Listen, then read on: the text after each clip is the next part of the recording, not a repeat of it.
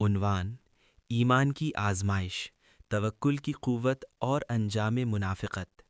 تفصیلی خلاصہ: سورہ آل عمران کی آیات 172 تا 180 دراصل غزوہ احد کے بعد کے حالات کی عکاسی کرتی ہیں، جہاں مسلمانوں کو جسمانی ہی نہیں بلکہ ذہنی اور ایمانی آزمائش سے بھی گزارا گیا۔ زخموں سے چور ہونے کے باوجود جب نبی کریم صلی اللہ علیہ وسلم نے دوبارہ دشمن کے مقابلے کے لیے نکلنے کا ارادہ فرمایا تو سچے اہل ایمان نے بغیر کسی تردد کے لبیک کہا۔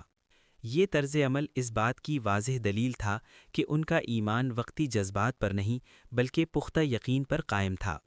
دشمن نے نفسیاتی جنگ کے طور پر خوف و ہراس پھیلانے کی کوشش کی کہ ایک بڑا لشکر تمہارے خلاف تیار ہے، مگر صحابہ کرام رضی اللہ عنہم کے ایمان میں اس سے کوئی کمزوری پیدا نہ ہوئی، بلکہ انہوں نے پورے یقین کے ساتھ کہا، حسبنا اللہ و نعم الوکیل، یعنی اللہ ہی ہمارے لیے کافی ہے اور وہی بہترین کارساز ہے۔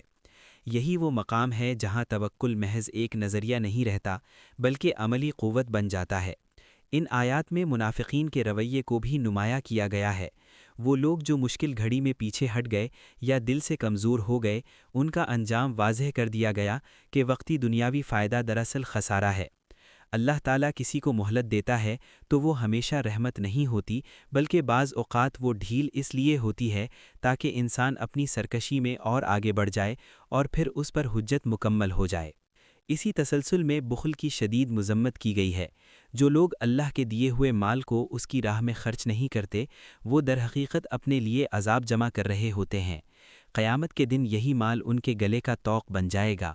اس سے معلوم ہوتا ہے کہ مال خود برا نہیں بلکہ اس کا غلط استعمال یا روک لینا نقصان دہ ہے۔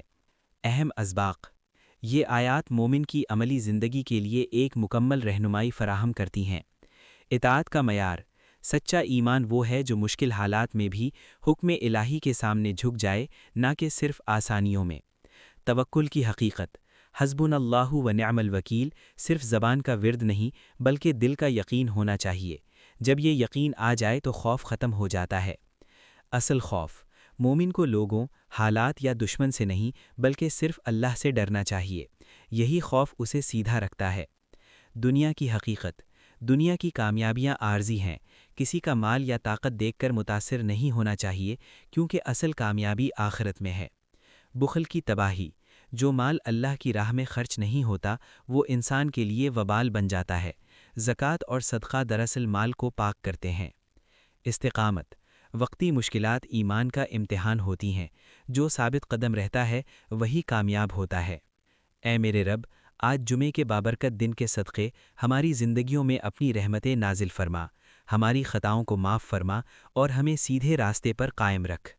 یا اللہ، ہمارے دلوں کو ایمان کی روشنی سے بھر دے، ہمارے گھروں میں سکون اور برکت عطا فرما اور ہمیں حلال رزق وسیع اور پاکیزہ نصیب فرما۔ اے اللہ، جو بیمار ہیں انہیں شفا کاملہ عطا فرما، جو پریشان ہیں ان کی پریشانیاں دور فرما، جو قرض میں ہیں ان کے قرض آسانی سے ادا کروا دے۔